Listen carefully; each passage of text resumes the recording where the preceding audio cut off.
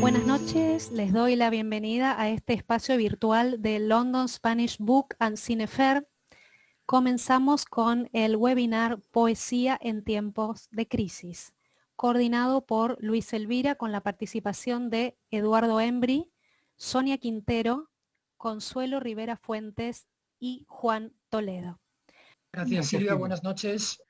La idea es presentarlos, cada uno dispone de 5 minutos y una vez que pase la ronda de participación de cada uno, estableceremos un debate, un coloquio sobre el tema, pues para contrastar ideas, para ver en qué cosas coincidimos y en cuáles no. El tema surge a raíz de una pregunta que se realiza Hölderlin, ¿no? en Pan y Vino, que es, supongo que es una pregunta que nos hemos hecho sobre todo las personas que nos dedicamos a la escritura o que nos gusta leer, que somos lectores ávidos o escritores ávidos de poesía. ¿Para qué? ¿No? ¿Para qué poesía en tiempos de penurias? Decía él en alemán. Bueno, hay varias traducciones: en tiempos de crisis, en tiempos de tristeza, en malos tiempos. ¿Qué sentido tiene ser o escribir poesía? ¿Qué sentido tiene la poesía o el poeta?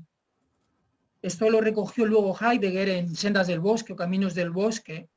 Bueno, Heidegger como filósofo se puso profundo y dijo: ser poetas en tiempos de penuria significa prestar atención al rastro de los dioses huidos. Por eso es que el poeta dice lo sagrado en la época de la noche del mundo. Por eso la noche del mundo es, en el lenguaje de Hölderlin, la noche sagrada. Primero contaremos con Sonia, original de Colombia, poeta publicada en español e inglés, vive en Londres desde el 2006, trabaja con la Alcaldía Menor de Newham, donde ha fundado y continúa organizando Newham Poetry Group, una iniciativa local que fomenta la cohesión social a través de la palabra escrita. Combina su labor con sus estudios de Psychosocial en la Universidad de East London. Su trabajo es crear alianzas comunitarias y fomentar procesos de adaptación a nuevos ambientes desde procesos creativos. Este trabajo ha sido reconocido con premios, entre ellos Resident of the Year en 2016 del Newham Mayor, Community Builder Volunteer en 2017 y en octubre de 2017 representó a Colombia en la 12ª Feria del Libro del Lawrence en Boston. Sonia, bienvenida. Y bueno, explícanos, cuéntanos en 5 minutos más o menos, un poco qué te sugiere el tema o qué nos puedes aportar respecto, ¿para qué no? A ti te pregunto como poeta, de poeta a poeta, ¿para qué ser poeta o para qué poesía, ¿no? En tiempos de crisis? Creo que vivimos en tiempos de crisis. Gracias, Luis. Como decía el poeta, la vida es eterna en 5 minutos. Así que vamos a exprimir esos 5 minutos y hacerlos eternos aquí. Yo creo que la poesía, la magia de la poesía es que no la puedes definir, ¿no? La poesía puede ser muchas cosas, puede ser todo y puede ser nada. Hay alguna gente que la asume como una terapia, hay alguna gente que la asume como un ejercicio académico, como un ejercicio intelectual, como un ejercicio literario. Y lo interesante es que nosotros podemos jugar con todas esas definiciones y utilizarla de todas esas maneras. Yo creo que nosotros necesitamos la poesía más de lo que la poesía nos necesita a nosotros. Y la necesitamos para recrearnos, para reinventarnos, sobre todo en estos tiempos de crisis, cuando sobre todo esta pandemia nos ha enfrentado con nuestra mortalidad, ¿no? De una forma muy brutal, con las cosas tan temporales, tan sutiles, y nos ha enfrentado no tenemos control de nada, de nada. Y en esa crisis yo creo que la poesía juega ese papel que el poeta decía, ¿no? Nos ayuda a conectarnos con algo superior. Cualquier idea que tengas de lo que es superior, o sea, puede ser superior como algo espiritual, puede ser superior como un juego intelectual, con lo que sea que te dé una sensación de permanencia. Y yo creo que esa sensación de permanencia es lo que buscamos en la poesía. Los que nos dedicamos a leerla o a escribirla o simplemente a disfrutarla. Pero es esa sensación, yo me aferro a algo que es permanente y buscamos esa permanencia en la palabra. Y eso es lo que me parece supremamente interesante y bonito, no solamente de la poesía, me encantan las expresiones artísticas, la danza, me parece que el movimiento también tiene una forma de hablar con el cuerpo, la música, que es otra forma de conectarte, y, y ese recrearnos y reinventarnos a través de la palabra es lo que nos hace más humanos, ¿no? Nos acerca a nuestra humanidad, a una humanidad que nos confronta con ese ser y no ser y con esa cosa que vas perdiendo, pero que la poesía te permite reencontrarte con eso que vas perdiendo y reinventarte hacia otras cosas. Para mí la poesía lo es todo. O sea, yo veo un árbol y para mí es poesía, un amanecer, al igual que con la gente. Cuando yo veo gente, yo no veo gente, yo veo poetas, poetas que quizás han olvidado que son poetas, pero poetas al fin y al cabo. Y eso es lo que trato de hacer y lo que he tratado de hacer durante esta crisis, ¿no? Es decirle a la gente, no, usted es un poeta, somos poetas. Y si nos relacionamos más como poetas, más como artistas, más como seres creativos, yo creo que nos relacionamos desde nuestra humanidad, que es lo que en tiempos de crisis podemos ir perdiendo, ¿no? Esa conexión con esto que nos hace eh, hijos de todo, hijos de la nada. Para mí eso es ser poeta, para mí todos somos poetas. Y me gusta creerlo así, me gusta ver la gente así, verla con esos ojos, con esos anteojos.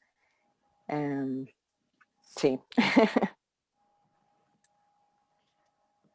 Bueno, luego debatiremos sobre esto, Sonia. Me agrada ver que hay gente que tiene tanta fe en la poesía. Yo como poeta a veces creo que no tengo tanta fe en ella, aunque, pero bueno, eso, ahora lo hablamos cuando estemos todos ahí enzarzados, insultándonos incluso, podremos debatir. Yo creo que uno no tiene mucha fe en los poetas, pero en la poesía siempre. Siempre, eso es cierto, en la poesía siempre. Bueno, Sonia, bueno, ahora vamos a dar paso a Eduardo Embry, original de Chile, poeta y académico, residente en el Reino Unido, miembro y representante de la Sociedad de Escritores de Chile. Ha publicado su obra en su país y en el extranjero. Su colección de poemas más recientes es Dead Flies, Moscas Muertas, editada en el 2020 por Smokestack Books, grupo editorial dirigido por el poeta y periodista literario británico Andy Croft. Eduardo, buenas noches, gracias por venir, aunque sea por estar ahí, por venir, ¿no? Que no estás aquí, pero por estar aquí en este espacio virtual. Bueno, cuéntanos, Eduardo. Bueno, tengo que agradecer a todo el mundo que me ha ayudado para comunicarme con este programa, con esta plataforma. Casi una hora luchamos juntos, Luis. Bueno, yendo al asunto que nos ocupa, yo veo esto de la crisis de dos puntos de vista. Uno que es el punto de vista del académico y el otro del poeta. Yo hace mucho tiempo que dejé la cuestión académica y ahora he meditado mucho sobre esa dualidad que me ha perseguido siempre. Y entonces, por uno, yo quisiera destacar un asunto que me ha impresionado mucho durante todo este tiempo, es el impacto que tuvo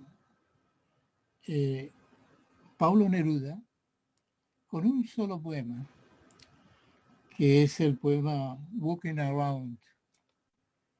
Ese poema cayó en el seno de la Sociedad Poética de Inglaterra en los años 30, cuando Inglaterra, y específicamente lo había enunciado Eliot en su texto, en su poema que se llama La Tierra Baldía, había un temor enorme sobre lo que había pasado durante la Primera Guerra Mundial,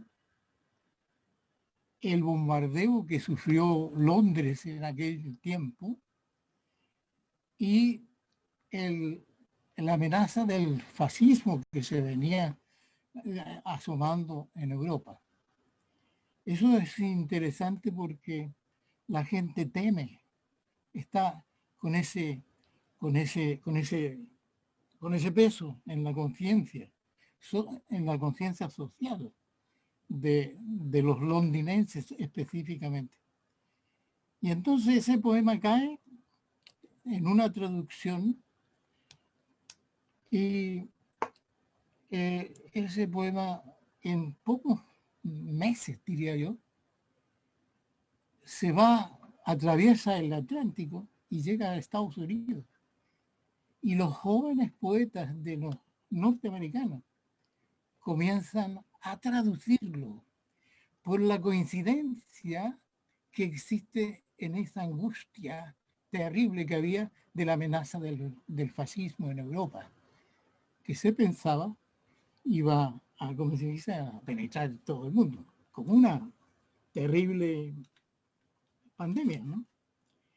Y bueno, en Estados Unidos nosotros tenemos, ya lo han dicho ustedes, bueno, el norteamericano Archibald MacLean, que él recibe esa angustia, ¿no? Es un hombre que se da cuenta muy tempranamente, casi paralelamente con Eliot, que venía una tremenda catástrofe para Europa. Y ya ves, él inaugura el movimiento que se llama la poesía de la experiencia, que penetra por todos lados, ¿no? Esa idea. Tú sabes, pues, como español, poetas famosos españoles se montaron en esa idea. Bueno, eso para mí es interesante, cómo la poesía estremece a los jóvenes. Y mira, hay una anécdota, un poeta que no quiero ser muy aburridor, cuando lee el poema Tierra Baldía, uno de los poetas que venían de Oxford, se convierte al Partido Comunista leyendo ese poema, porque es estremecedor ese poema. Bueno, así era la sensibilidad de entonces entre esos jóvenes poetas de Londres. Y bueno, y el poema de ¿cómo se dice?, de Neruda, en un encuentro que hay en los años 60, 70, mira, recibe de diferentes poetas jóvenes, 1, 2, 3, 4, 5, 6, 7, 8, 9, 10, 11, 12, 13 traducciones en un encuentro que hubo de profesores. Eso fue en el año, ya he dicho, 60, 63. Es interesante cómo la poesía puede penetrar en esa. Y esos terribles versos de Neruda, ¿no? Sucede que me canso de ser hombre. Ese fue el golpe tremendo. Pienso que la poesía tiene, en cierto, que no es la idea tuya, ya lo has dicho, ¿no? La poesía tiene un valor como es un elemento público que todo el mundo puede penetrar en ella, desde dentro o desde fuera, y que es una mutua convivencia entre el lector y el poeta, ¿no? Yo pienso que esa ha sido mi labor desde el tiempo de la Unidad Popular en Chile, en los 70 hasta ahora.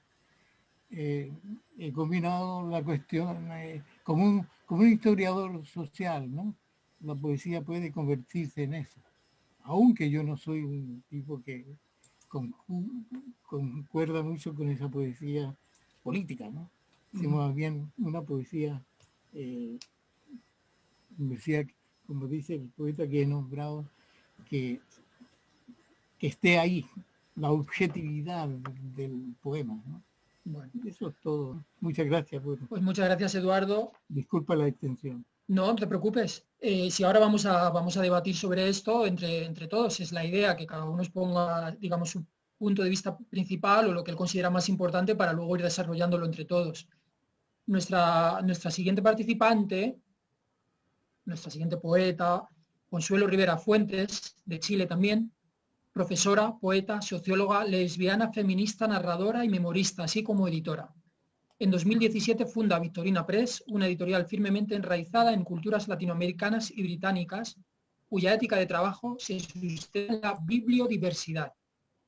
Ha publicado 2 libros de poesía en español, La liberación de la Eva desgarrada y Arena en la garganta. Coautora y editora de Maravilladoras, Navegantes del Támesis. Es también editora de 3 antologías bilingües, a saber, Desentrañando Memorias, Violeta anda en tierras extrañas y Voices. Tiene un máster y un doctorado en Sociología y Estudios de Mujeres por la Universidad de Lancaster, así como otro máster en Publishing por la Universidad de Derby. Consuelo, buenas noches. Buenas noches. Yo me imagino que la idea inicial de este conversatorio de establecer un paralelo entre Hölderlin y la poesía en crisis nació porque este año se cumplen 250 años del nacimiento de este poeta alemán. Y también me imagino que el tema fue pensado teniendo en cuenta la pandemia actual y la vida que llevó Hölderlin a partir de 1807, creo, cuando se traslada a vivir en la torre de Tübingen, ya que este periodo corresponde al de su enfermedad, que era la esquizofrenia desatada. Ahora, yo me voy por otro lado. Mi objeción a esto es que el paralelo me parece un poco forzado. Podemos comparar la situación de poetas en una crisis como la del COVID-19 con la vida en encierro de Hölderlin en esa torre, que sería para mí un encierro 1, por su esquizofrenia, que sería el encierro 2, pues puede ser sí o no, y a lo mejor eso lo podemos conversar más adelante. Pero como poeta interesada en otras poetas mujeres, como por ejemplo Emily Dickinson, Juana Inés de la Cruz, Teresa de Ávila, las hermanas Bronte aquí, que escribieron desde el encierro, que se pudiera catalogar como obligado o voluntario, dependiendo del punto de vista con que se las estudie. Y también se me viene a la memoria la escritora Virginia Woolf, cuando dice que para que una mujer pueda escribir necesita dinero y un cuarto propio. Es decir, desde el poder que da el dinero y el conocimiento o pensamiento patriarcal y masculino. Pero a lo mejor alguien podría decir que mi posición es forzada también, ya que no toma en cuenta el hecho de que los poetas en general han escrito desde siempre, desde los márgenes, y por ser extranjeros o outsiders dentro de la literatura. Y hasta el momento, Eduardo, por ejemplo, se refirió a Pablo Neruda, y ¿quién más fue el otro? Se refirió a MacLean. Y por eso que mi enfoque no me remito a referentes masculinos como Octavio Paz, Vargas Llosa, Pablo Neruda, Federico García Lorca, por ejemplo. Entonces, adelantándome un poco a la posible crítica de establecer paralelos forzados, quiero porfiadamente destacar a poetas latinas y de color, como por ejemplo Audre Lorde y Gabriela Mistral, que han sido extranjeras, no solamente en sus países de origen, sino que desde el encierro al que han sido sometidas por discriminación de género y raza. Ahora, desde que el mundo es mundo, desde Adán y Eva, hemos estado en crisis, pero por la premura del tiempo asignado a cada uno de nosotros, me quiero concentrar en el concepto de encierro. Verónica Sondeck, que es una poeta y traductora de Dickinson, dice, comillas, lo que permanece en el mundo de lo real es que a veces elegir un encierro es elegir la libertad. Por lo demás, en la historia de las mujeres escritoras, no es rara esa elección, como tampoco la del travestimiento, para así zafarse de las obligaciones sociales y poder adquirir libertad y acceso a las herramientas del trabajo propias de la escritura. Y ahí tenemos, por ejemplo, a Sor Juana Inés de la Cruz. Pero elegir un encierro en el contexto de la cita anterior es muy diferente a encierros o crisis desatadas por pandemias, guerras como decía Eduardo, y dictaduras militares, por ejemplo. Es por eso que quiero concentrarme ahora en la crisis desatada con la dictadura militar de los años 70 en Chile y en el actuar de mujeres que escribieron poesía desde diferentes espacios y contextos. Muchas escritoras y poetas de este periodo, como Arinda Ojeda, Uca Torres, Marta Zabaleta, yo misma, escribimos en la clandestinidad, en la precariedad, desde grupos y talleres de poesía, escribimos desde el encierro en las cárceles y en los centros de tortura. Pero esta fue una tarea no solo de poetas, sino también de militantes, presas políticas, pobladoras organizadas, feministas. Y me atrevo a decir que escribir poesía durante la dictadura fue una estrategia política para recuperar el cuerpo y la palabra. Edi Navarro, una poeta chilena en Proclama 1, dice, comillas, soy mujer de flor en pecho y hasta que se desplomen los muros de esta cárcel, me declaro termita, abeja asesina y marabunta, y agárrense los pantalones, las faldas ya están echadas. A finales de 1985, las escritoras Pía Barros, Edi Navarro, Carmen Berenguer, Teresa Calderón, Constanza Lira, Paz Molina y Natacha Valdés, y en el contexto de una participación en un encuentro que se tituló Todavía escribimos, dieron a conocer un manifiesto a propósito de la violencia política del país y de las prácticas de subordinación, oclusión, invisibilización y violencias propias del campo literario. Y cito a Edi Navarro luego, aires de libertad y renovación recorren nuestra América, pero desde Chile podemos decir los tiempos cambian, pero no tanto. El manifiesto jugaba con el título de la convocatoria Todavía escribimos, haciendo referencia a los tiempos de terrorismo de Estado y su dinámica que pretendió fracturar, censurar y aniquilar toda manifestación de oposición. Sin embargo, este grupo de autoras utilizaron el título no solo para remarcar que todavía escribían, a pesar del régimen totalitario, sino que también para decir que escribían a pesar de las desigualdades y desventajas en muchos ámbitos, incluyendo el literario, a pesar del doble silenciamiento. Lo dejo hasta aquí por ahora. Gracias, Consuelo. Nuestro próximo participante, como dicen aquí, el último, pero no, the last, ahora no me acuerdo cómo dicen en inglés, la list. No, de list. Pero lo puedes decir en este caso de list, ¿ya? No te preocupes por eso. Juan Toledo, cuya biografía en papel, que no en vida, es breve. Nacido en Colombia, residente en Londres, es profesor y crítico literario, afincado en Londres desde hace más de 30 años. No sé si lo dice, eso es, bueno, ya lo hablaremos, como si fuera una proeza, que tal vez lo sea. Es editor de la revista Perro Negro y coedita y copresenta los podcasts Artefacto y The Program a través de CTR Radio. Juan, buenas noches. Buenas noches. The last and certainly the least, se diría en inglés. Sí, poesía en tiempo de crisis. Estoy de acuerdo con casi todo lo que se ha dicho. Consuelo hablaba de la precariedad. La poesía es la Cinderela del mundo de las artes hoy en día. ¿Quién vive de escribir poesía? Nadie. Muy pocos. Y si se vive de escribir poesía sería en el mundo angloparlante, donde las cuestiones editoriales están mucho más conformadas como industrias.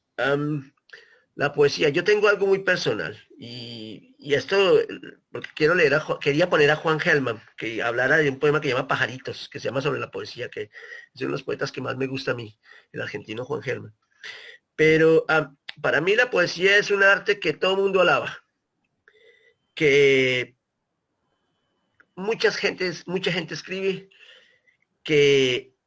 y que nadie entiende en cierto modo.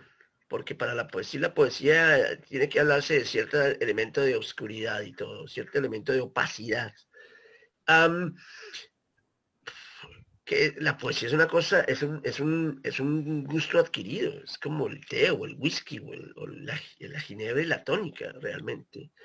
Yo no veo yo no sé, cuánta gente lee poesía, muy poca la gente poesía, la verdad.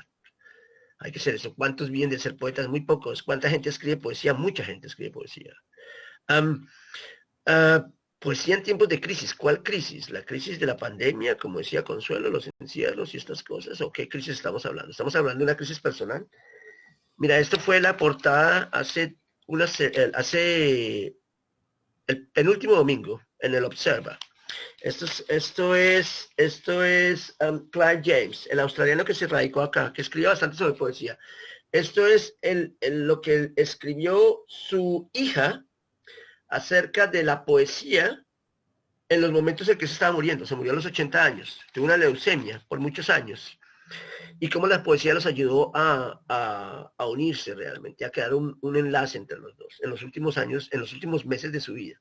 Y cómo él ayudaba a dictar poemas, y básicamente lo que hicieron fue un libro en el cual él recopilaba los poemas que a él le gustaba. Y ese enlace que se creó entre hija y padre, ¿no? Pero fue una cosa personal. Poesía en tiempos de crisis es poesía en tiempos de crisis. Consuelo se refería a las peculiaridades de Hölderlin. Cuando Hölderlin estuvo en Tübingen, Hölderlin era esquizofrénico. Entonces Hölderlin podía hablar de poesía en tiempos de crisis. Tú hablaste de Heidegger. Heidegger, el filósofo alemán que se dedicó al nazismo. ¿Qué hizo después del nazismo? ¿Qué hizo después de que en cierto modo no se disculpó básicamente por su descache filosófico fenomenal? Se puso a escribir sobre poesía. Ok. Entonces podemos hablar de escritores y podemos hablar de muchas personas y todo esto. ¿Qué es la poesía? Uno puede tomar a una persona como Octavio Paz y leer un libro como El arco y la lira, ¿sí? En donde el hombre habla de la poesía como algo ahistórico y crea un momento de la poesía algo súper importante. Sí, hasta cierto medida. O uno puede tomar a una persona como Juan Gelman, y déjenme leerle a Juan Gelman lo que dice esto sobre la poesía. Esto es Juan Gelman. Habría un par de cosas que decir, que nadie la lee mucho, que esos nadie son pocos, que todo el mundo está con el asunto de la crisis mundial y con el asunto de comer cada día. Se trata de un asunto importante. Recuerdo cuando murió de hambre el tío Juan. Decía que ni se acordaba de comer y que no había problema. Pero el problema fue después. No había plata para el cajón y cuando finalmente pasó el camión municipal a llevárselo, el tío Juan parecía un pajarito. Esto es Juan Gelman, que es mucho más modesto que Octavio Paz, y habla de la poesía. Y es uno de los mejores poetas latinoamericanos. ¿Cuántos latinoamericanos han leído a Juan Gelman? ¿Cuántos latinoamericanos conocen a Juan Gelman? ¿O cuántos conocemos a los poetas que acaba de mencionar Consuelo? Muy pocos. Nadie. Entonces, no sé, lo que trato de decir es que la poesía importa, pero importa de un punto de vista personal, totalmente personal, subjetivo. La poesía no cambia el mundo. La poesía es como la ética de Wittgenstein, no se puede enseñar. La poesía, en cierto modo, es una forma de ética. La poesía es una forma de ver el mundo, éticamente. Entre más uno lee poesía, más aprende sobre esa ética. Pero hay mucha gente que escribe poesía sin leer poesía. Y está bien, eso no está mal. Eso no es que esté mal. Pero entonces, Eduardo estaba hablando, por ejemplo, de La Tierra Baldía, de ese poema de T.S. Eliot, que es un poema magistral. ¿Sí? ¿Cuántos latinoamericanos han leído Piedra de Sol de Octavio Paz? O La Muerte sin Fin de Juan José Gorostiza. O inclusive, Consuelo estaba hablando de Sor Juana Inés de la Cruz. Primero Sueño. Esos poemas no se leen. Y solo se leen en un grupo minoritario. ¿Para qué sirve la poesía? Sirve para una cosa muy personal, para un cambio personal, para tratar de modificar la posición o la sensibilidad que uno tiene frente al mundo. Pero la poesía es importante en ese sentido. ¿Dónde está la poesía hoy en día? La poesía no está en los libros de poesía, la poesía está en los medios de publicidad, la poesía está en la música, la poesía está en otros aspectos, la poesía se difunde totalmente. Un escritor como Gabriel García Márquez no pudo haber escrito 100 años de soledad sin leer a Pablo Neruda, sin leer a Octavio Paz y sin leer a César Vallejo. Y perdonen que solo mencione hombres, pero es así, por la cosa del boom, ¿sí? Pero se lee una persona como Elena Garro, es un libro poético. Los recuerdos del porvenir, es pura poesía, casada con Octavio Paz. ¿Cuántas personas conocen ese libro? Muy pocos. Entonces es un acto de iniciados, totalmente. En tiempo de crisis, yo creo que, de nuevo, totalmente personal, pero la poesía es importante porque la poesía nutre otros aspectos de la vida, que son la música, que son la prosa, de ahí se escriben buenas novelas. Miren una novela, por ejemplo, como Los Detectives Salvajes. Es una novela que habla sobre ¿qué? Sobre poesía, ¿sí me entiendes? Juan, Dime. ¿te Y importa? Porque justo ya además- termino. Bueno. Entonces, el asunto de la poesía en los tiempos de crisis, ¿cuál crisis? ¿Sí? ¿Y qué tipo de poesía? Eso es. Vamos, bueno, antes de pasar digamos, al coloquio grupal, has dicho una cosa, el otro día estuve viendo una entrevista que le hicieron hace años a Roberto Bolaño, ahora que hablas de los detectives salvajes, que él decía que para él la poesía del siglo XX, la mayoría que él consideraba buena se había dado en la prosa. Es curioso.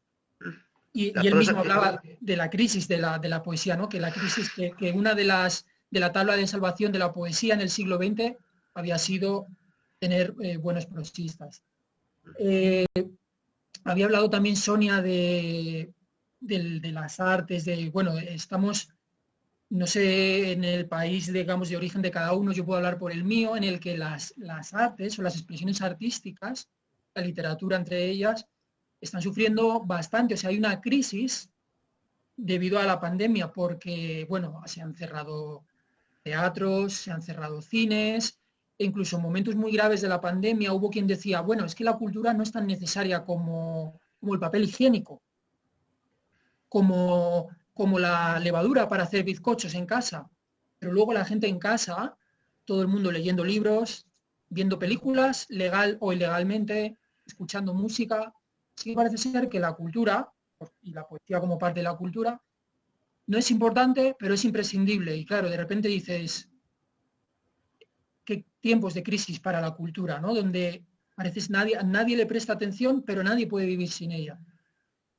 Bueno, a ver si podemos llevar, digamos, un diálogo entre todos, un coloquio entre todos. Tenemos que intentar, supongo que habrá, digamos, ecos, o tenemos que intentar no pisarnos los unos a las otras a los unos, no intentar hablar a la vez. ¿Quién quiere empezar? ¿Puedo? ¿Consuelo? Sí, Consuelo, por favor. Sí. Bueno, un poco respondiendo a lo que decía Juan, no, Toledo, donde dice que la gente en general no quiere leer poesía porque es poesía oscura. Lo que a mí me recuerda de nuevo porfiadamente esto del encierro del que yo estaba hablando. Y también hablas de que la poesía no cambia el mundo. Bueno, yo no estoy de acuerdo con eso, porque como te mencioné, por ejemplo, la cosa de la dictadura, lo que los poetas en Chile en general, no solamente las mujeres, hicieron para que la dictadura cayera, en el fondo. Entonces, en ese sentido, la poesía es una poesía social, una poesía que también puede ser narrativa, ¿no? Y por otro lado, el encierro al que se le somete a las mujeres, vuelvo al tema de las mujeres, por ejemplo, en el que se nos mostrara a Gabriela Mistral de las rondas y silenciada su obra, es para mí una forma de encerrar a la autora. Y aquí me gustaría, si me permiten, leer una parte Es que no quiero, no me interpretes esto como mala educación mía, pero el problema es que ahora sí que tenemos que intentar ser bastante rápidos, siento tener que ser, digamos, el malo de la película, pero tenemos que intentar ser rápidos porque Sí. nos quedan El malo de la película sí eres, Luis. Déjame terminar la idea y la dejo. Sí. Quería leer un poema sobre Gabriela Mistral que escribí yo misma, pero lo voy a dejar por el momento. Pero yo creo que es deplorable que se sepa tan poco sobre las mujeres poetas, por ejemplo, antes del siglo XVIII. Y me remito, ¿es que acaso las mujeres no hicieron versos en la época isabelina? Se les enseñaba a escribir. Es evidente que no tenían dinero y se las trataba como objetos de intercambio. Y ahí está lo de la pobreza. El poeta pobre no tenía en aquellos días poder. Y las mujeres han sido siempre pobres, desde el principio del tiempo. Hemos tenido menor libertad intelectual que los hijos de los esclavos atenienses, por ejemplo. Lo dejo hasta ahí. Solo para retomar muy brevemente lo que acaba de decir Consuelo, eso es cierto. Si uno se pone a pensar en la producción literaria de las mujeres, no solo en el mundo, bueno, en el mundo angloparlante, pero en el mundo hispanohablante, solo fue en el siglo XX realmente, en el mundo hispanohablante. En el siglo XIX habían novelistas inglesas que escribían con seudónimos, pero terminaron escribiendo, ¿no? Tenemos a Jane Austen, George Eliot, tenemos a las hermanas Bronte y todo eso. Pero fue en el siglo XX, y en el siglo XX tenemos obviamente mujeres que escribieron poesía, particularmente latinoamericana, estoy pensando yo. Y estoy pensando, pero también anteriormente a eso, yo, perdón, hablo, por ejemplo, de las mujeres que se iban con los españoles en la colonización. No, sí, totalmente. No, y lo que te iba a decir, Consuelo, es esto, lo que quería comentar es esto. Si uno estudia la poesía clásica española, ¿sí? Uno se encuentra con poesía anónima, bastantes poemas anónimos. ¿Sí me entiendes? Esos poemas anónimos, te lo garantizo, el 95% del tiempo fueron escritos por mujeres. Son poemas codificados sobre el amor, seducción y todo, escritos por mujeres. Porque son escritos por mujeres, terminaron siendo anónimos, ¿no? Eso es eso. Bueno, pero sí, pero... La oportunidad a otras personas, pero todavía sí, tengo... Total, no, sí. Mi punto de vista sobre eso. Pero tenemos la fortuna de poder leer mujeres poetas hoy en día, más que antes. Deberíamos leer más y más y más que antes. Y una variedad total, ¿no? Poesía negra, poesía indígena, poesía de diferente orientación sexual, ese tipo de poesía. Y poesía experimental también, ¿no? Poesía que rompe con parámetros, con lenguajes, con sintaxis. De hecho, Juan, antes has dicho algo que es algo que a mí siempre me ronda por la cabeza, me obsesiona bastante, que es mucha gente escribe poesía, porque bueno, es relativamente fácil, no es más que agarrar un papel, un bolígrafo, pero leerla, ¿cuánta gente la lee? Tú lo has dicho, yo leo a gente que su obra se ve, se aprecia, que no leen poesía. Más gente escribe poesía que lee poesía, es una realidad. Pero yo no sé si un músico tendría, una persona que se dedica a la música tendría el valor de decirte, no escucho música para componer o para tocar mi instrumento. Eso se podría decir en otro campo. Yo quisiera opinar algo con respecto a eso, Luis. Yo creo que a veces no necesariamente es que la gente no lea, me parece que de pronto no leen lo que a nosotros nos gustaría que leyeran. Pero yo por lo menos en los grupos que tengo, yo encuentro gente que lee muchísimo y muchísima poesía en diferentes idiomas, de diferentes estilos. Y no necesariamente, de pronto no los clásicos y de pronto no la poesía que nosotros quisiéramos que la gente leyera.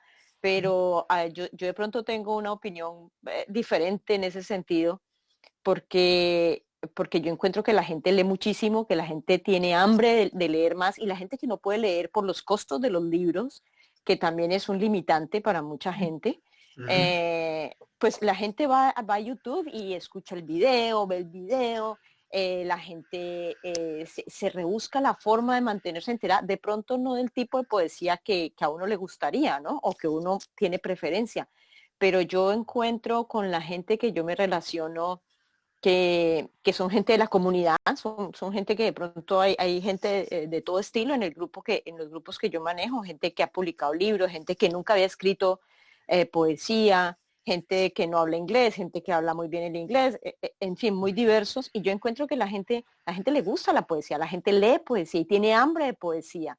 Lo que pasa es que no siempre van a leer lo que a nosotros nos gustaría, no van a leer siempre los clásicos, no van a leer siempre...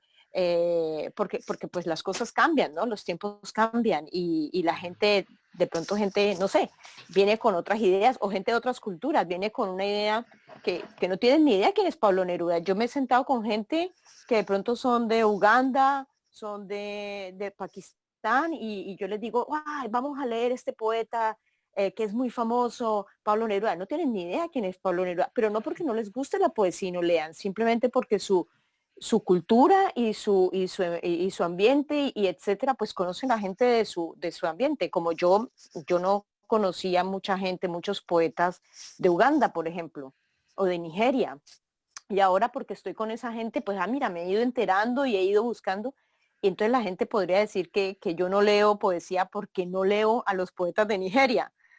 Pero yo creo que no, yo creo que la gente sí tiene hambre de leer, les gusta la poesía, quieren aprender y no aprender porque la poesía, como decías tú, uno no pueda tener un curso de poesía, de pronto puede tener algunas técnicas, pero la inspiración como tal te la da la vida, ¿no? Y te la dan las crisis o te la dan los diferentes momentos de la vida. Pero yo no sé, en ese punto tengo una opinión contraria. Yo creo que la gente si le gusta, quiere leer y de hecho se busca las formas de enterarse de la poesía incluso con los límites del idioma o límites económicos. Sí. Luis, ¿puedo hablar? Por supuesto, Eduardo. Bueno, yo creo que el problema fundamental aquí es la educación, ¿no? Por los años 75-80, en Inglaterra se hizo una encuesta entre académicos, jefes de departamento y de programas de educación de literatura, y se hacía simplemente una pregunta: ¿cuál es el currículum que ustedes presentan a los estudiantes? Y ese resultado de esa encuesta resultó que todos los libros y los nombres que se proponían a los estudiantes eran dictados por el mercado de libros. Es decir, estaban los nombres famosos y no había más.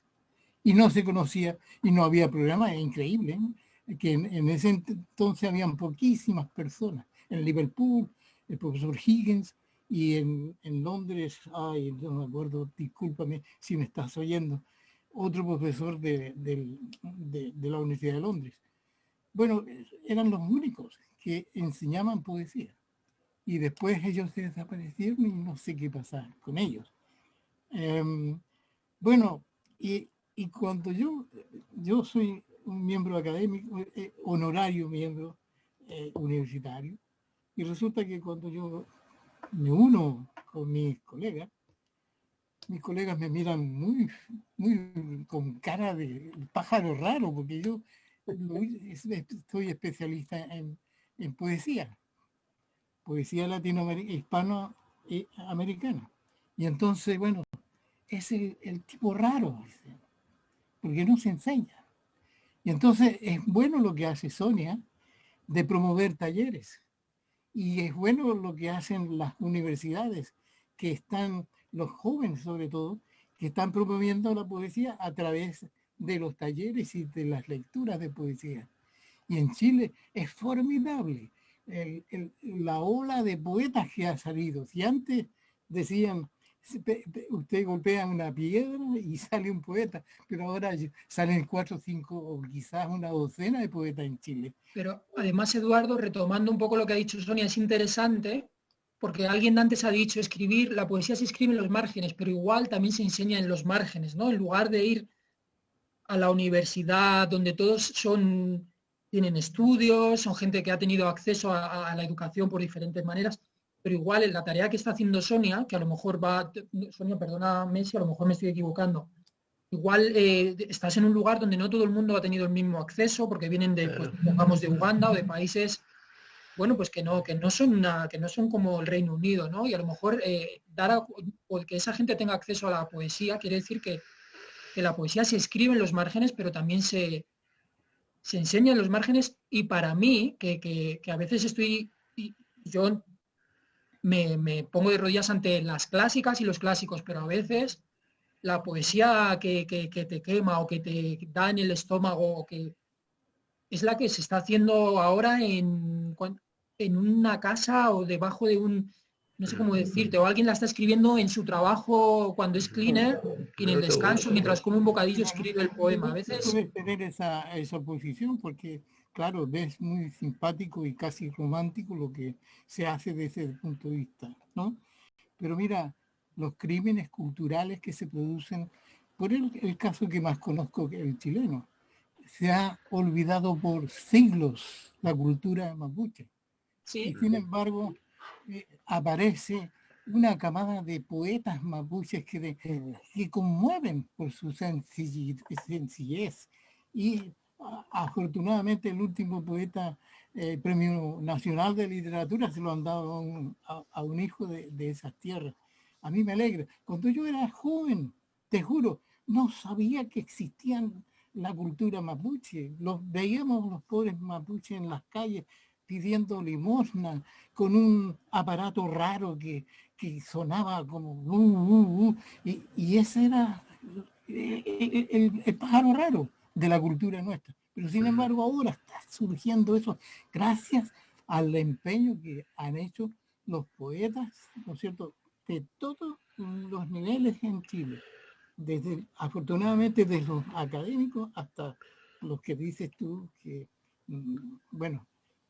Y en Chile, por ejemplo, el currículum desde la primaria, desde la escuela primaria, nos enseñan de Gabriela Mistral, de la que me enamoré a los 7 años, poetas como Pablo Neruda, pero también toda la poesía hispanoamericana.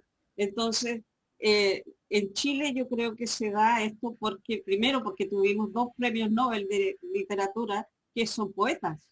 El primero de la Gabriela Mistral y el segundo de Pablo Neruda, y eran poetas. Entonces, pero más allá de eso, Consuelo, Chile ha producido muy buenos poetas. Nicanor Parra, Huidobro, mucha gente ha producido. Sí, Chile es un país de poetas. Entonces, por eso que yo digo que depende de cómo se lo mire y de dónde se lo mire. Entonces, creo que es importante, por ejemplo, la labor que está haciendo Sonia con los grupos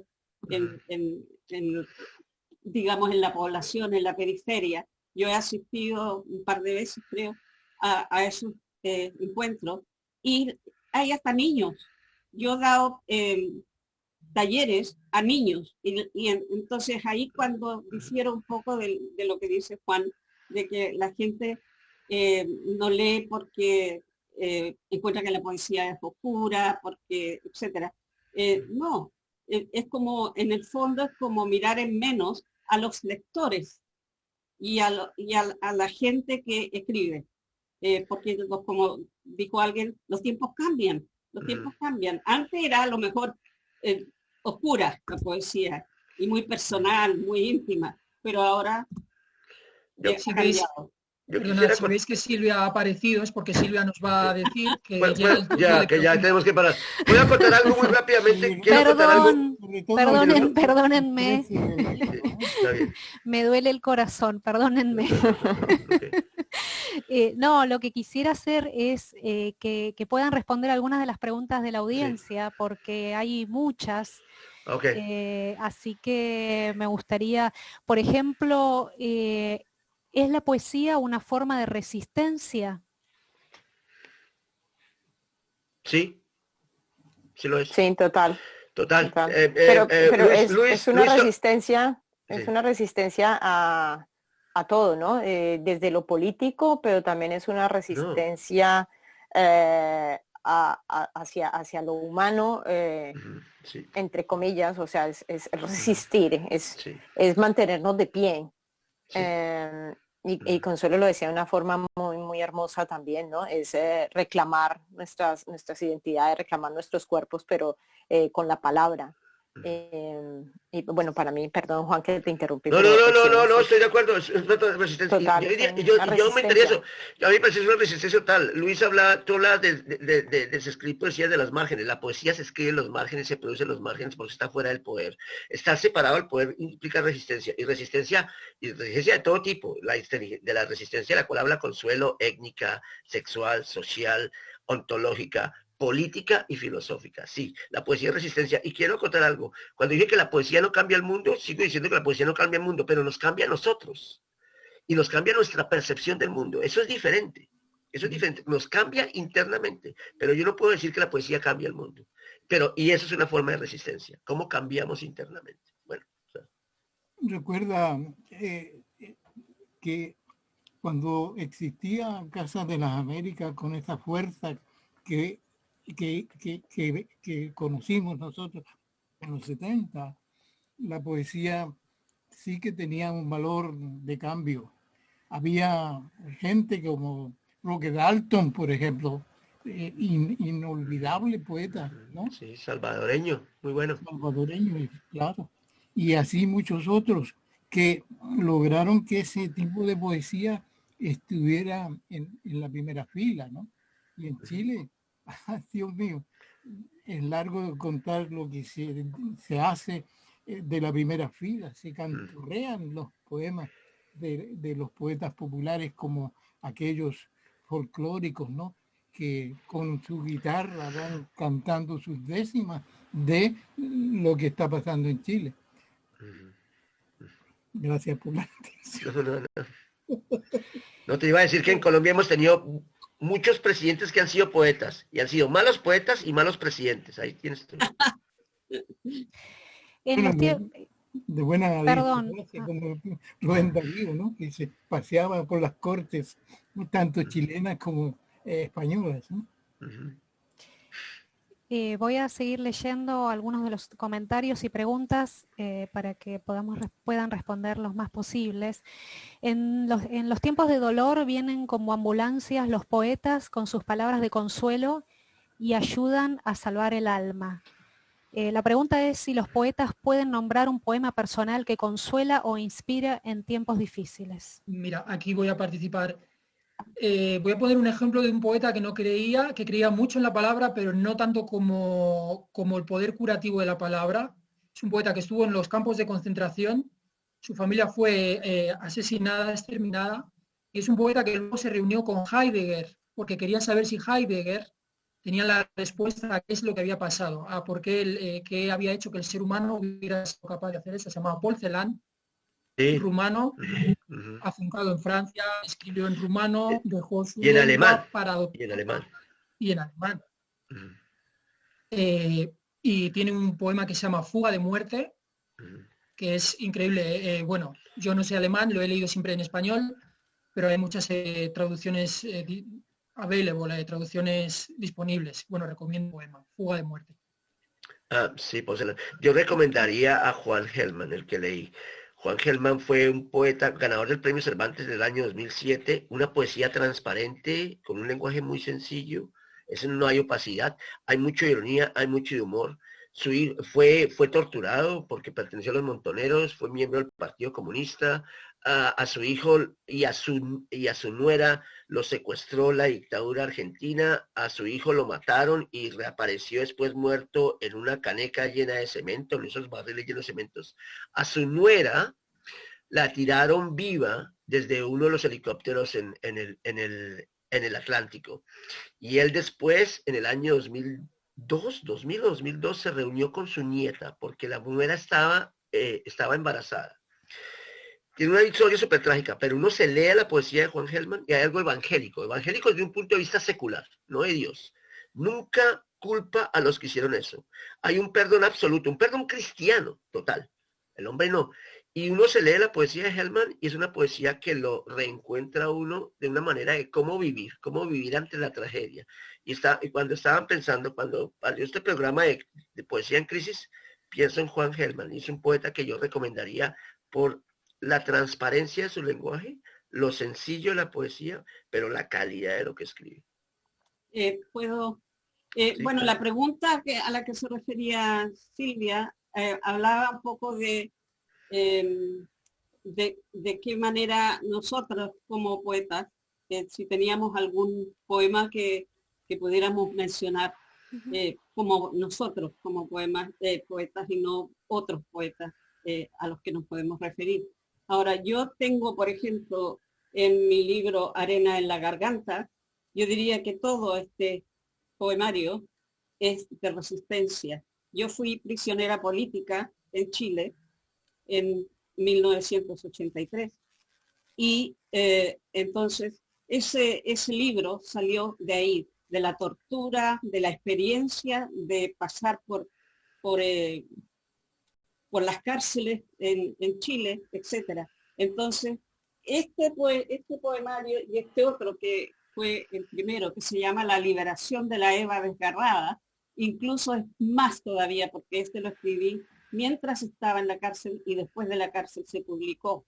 Entonces, no puedo mencionar un solo poema, tengo que mencionar los dos libros, porque se refieren justamente a eso. Bueno, ahí tienes un ejemplo de poesía en tiempo de crisis, de cómo a Consuelo la poesía, yo diría que la poesía te salvó de alguna manera. ¿Tú dirías eso, Consuelo? Sí, un poco, me salvó, pero también me abrió mucho los ojos, porque me di cuenta de que mi poesía es social, es de resistencia y es de superación de una crisis que en este caso no solamente era personal, sino que veía a mis compañeras a las que torturaban, etcétera. Entonces, todo esto a uno le va entrando y la manera de salir de eso es escribir, y no necesariamente con palabras bellas. A lo mejor son palabras muy dolorosas y que a la gente le puede chocar incluso, pero ¿por qué disfrazar la realidad con una metáfora bonita? Yo, Eduardo Embry, recomendaría a Violeta Parra, esa inolvidable canción Gracias a la Vida, que es una canción de resistencia, pero con mucho entusiasmo a la vida. Y eso es quizás lo que necesitaría una persona en crisis, ¿no? Que triste, pero levanta el ánimo. El problema es que ella lo escribió y luego se suicidó. Entonces le da gracias a la vida y luego se suicida. Pero Entonces ¿por qué pone también una contradicción, ¿no? Pero ¿por qué problema? Es una cuestión personal que no tiene... No, por eso te digo, yo pienso que es una contradicción, que es válida. A Violeta Parra yo tengo todas sus décimas, tengo toda su biografía. Consuelo, nosotros vivimos constantemente siendo contradicciones en la vida. Por supuesto, pero entonces Y esa fue su quiero gran... solamente remarcar eso, de que la Tenemos que contradicción acordarnos de que Sonia todavía tiene que decirnos su poema. Sonia, Bueno, estás ahí callada. Sí, bueno, no, los estaba escuchando, me encanta, a mí me encanta Gabriela Mistral, pero yo creo que yo siempre pienso que la gente debe hacer su propia exploración, ¿no? Es bueno recibir consejo y de pronto algún nombre que le den a uno, pero Venga, yo creo mójate, que como decimos de me donde gusta somos. mucho Gabriela Mistral, me gusta mucho Violeta Parra y recomendaría mucho a Consuelo Rivera. Bueno, yo aprovechando eso, acabo de ver en Facebook que salió tu libro Metamorfosis y me encanta el título. Gracias. Entonces, quiero leerlo porque quiero saber de qué se trata cómo se manifiesta esa metamorfosis en tus poemas. Te llegará, te llegará. Gracias. Realmente les quiero agradecer muchísimo por haber participado en esta edición de la Feria del Libro y del Fanzine en español en Londres. Creo que es apenas una parte muy pequeña, lo que se puede hablar en una hora de webinar, que podrían estar horas hablando porque el tema da para muchísimo.